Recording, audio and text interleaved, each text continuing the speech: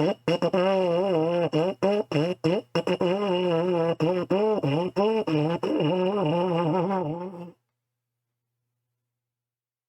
have news. We have news. We have news for the last 2 days here for the Steam Deck Client Beta for November 10th, and we have some for the 11th. So today I bring you a new video. All right, we're going to start with the 10th today. Sorry for being all goofy this morning or this evening. I got these video ready to go as soon as I could. I noticed that they launched the 10th update very late on the 10th. It was almost the 11th when it dropped, but hey, I won't say nothing. But all right, what did they fix? What did they fix today? What did they fix today? They fixed the downloads page crashing. It's crashing. It's unacceptable. But it was crashing when starting in offline mode. Well, I can see how that could be an issue, if you're trying to go to a page to download something when you're offline. But hey, it shouldn't do that. The downloads page now properly responds to online and offline status. So if you were in offline mode, I guess the way it responded was just by simply crashing the page. Can't download nothing if you're in offline mode. Hey.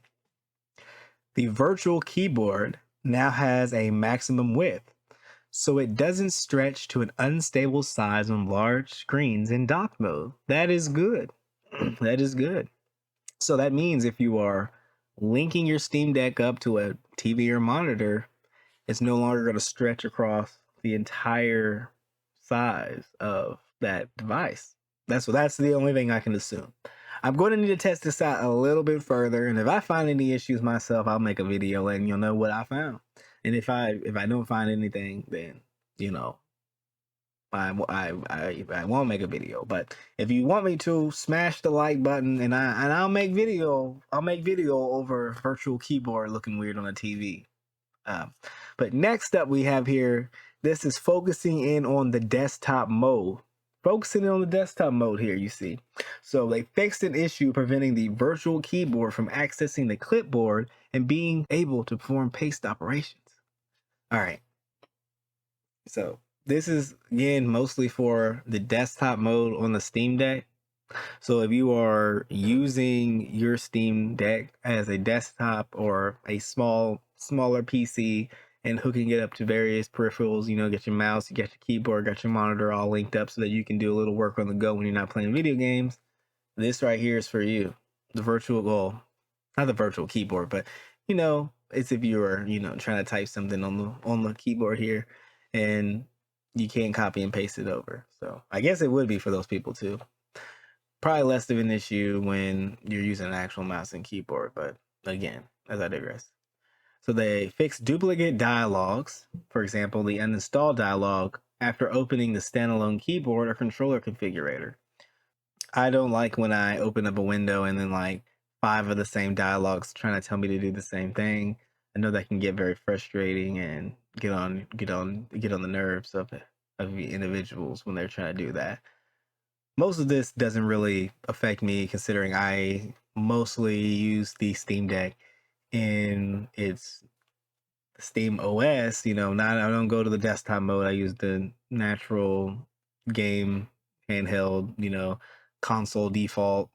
But there are a few times I go into desktop mode to get a few new apps, whatever I'm trying to play. I probably end up going into desktop mode this weekend because the new Paragon game is out for beta testing and I want to play that. So they also fixed regression where browse local files was no longer working.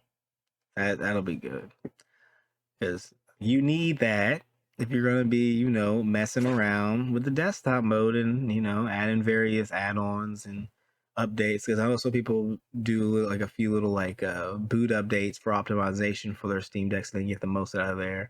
A buddy of mine sent me a video to check out. I might actually see how that works on mine, but kind of scared because I'm not trying to break it at all. So they fixed circular download progress indicator when broken in game entry list. Okay. They fixed an issue where the library UI would not render in offline mode. So more fixes for the online offline modes where the Steam client isn't recognizing or responding properly to being in the offline mode. Well, that actually is really big because you'd think your Steam Deck, if you're not at home and you're playing on the go, you're going to spend a lot of time on your device in offline mode.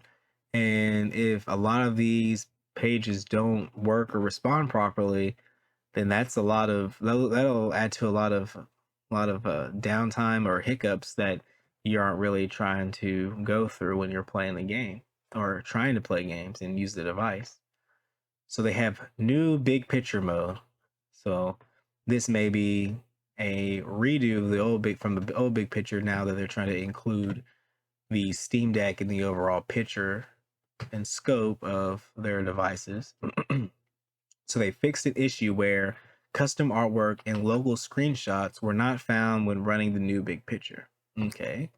You can't miss out on those screenshots. That's the one thing I love about Steam. I can just take my screenshots and upload them to the cloud. And if I can't do that on the Steam Deck, then man, I'm missing out. So they fixed an issue where transitioning from desktop BPM to desktop would cause the friend list to be signed out.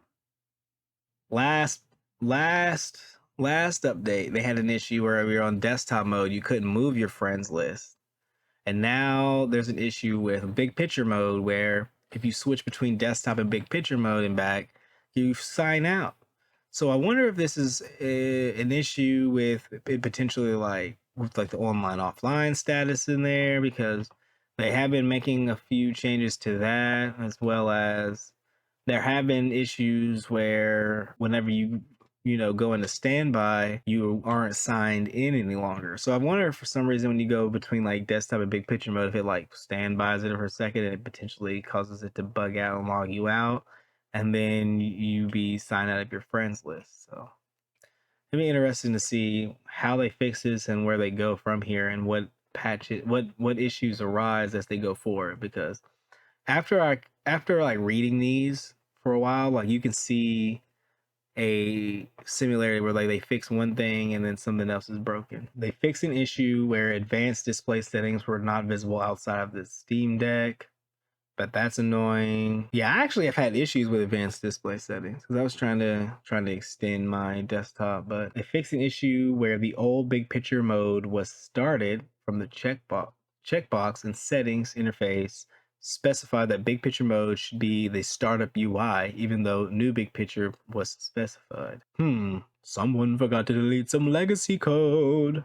So they fixed the virtual keyboard not working properly when brought up manually or automatically by the game. Okay.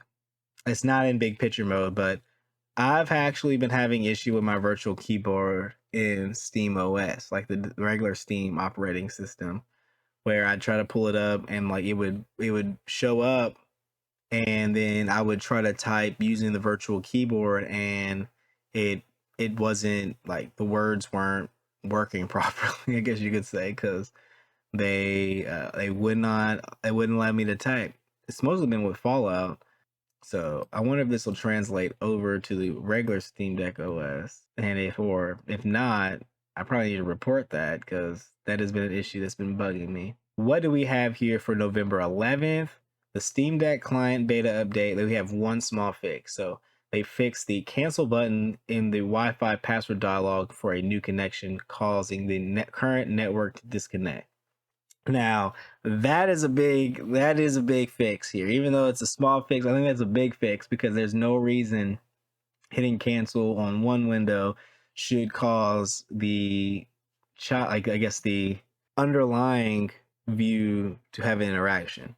I've actually seen something similar to this when I use vidIQ. If I open up the settings for a video, like say I'm uploading a tag, and then I go to create a new video, and then I go to add tags to it and keywords, vidIQ will add it to the content that is underneath my modal instead of to the modal itself, which is kind of annoying. I can understand that since they are using HTML and the DOM to make their changes, whereas this should be working a little bit differently on how it's connecting to the overall UI. And the fact that the cancel button for a window that, well, on a network that's necessarily not connected yet, hitting cancel, disconnecting your current one, that shouldn't be a thing. But that is a little wild. But I'm glad they added it. So that is really small for today. I wonder if they're gonna come out with something else random today, like, hey guys, actually we had another update for the Steam Deck. But knowing them, they'll probably wait until tomorrow or late today, like 12 a.m. Eastern for me, and be like, this is the new update, which I will make a video following that. Thank you all. This has been the Steam Deck client news update broadcast. No, I'm just kidding. It is Moikapy, where I've been bringing you currently Steam Deck updates. Going to branch out into some more Steam Deck news. I'm going to be bringing you more gaming content. I've been playing some games off the Steam Deck. Got Fallout 4 series going on Twitch right now. So if you want to check that out, I'm live Monday, Wednesdays, and Fridays around 7:30 p.m. Eastern. So thank you all again. Make sure to like, share, subscribe, comment. Tell me what games you would like me to play and maybe what you would like me to cover on the Steam Deck. And that has been Moikapy. I'm out, and I'll be back, Reddit.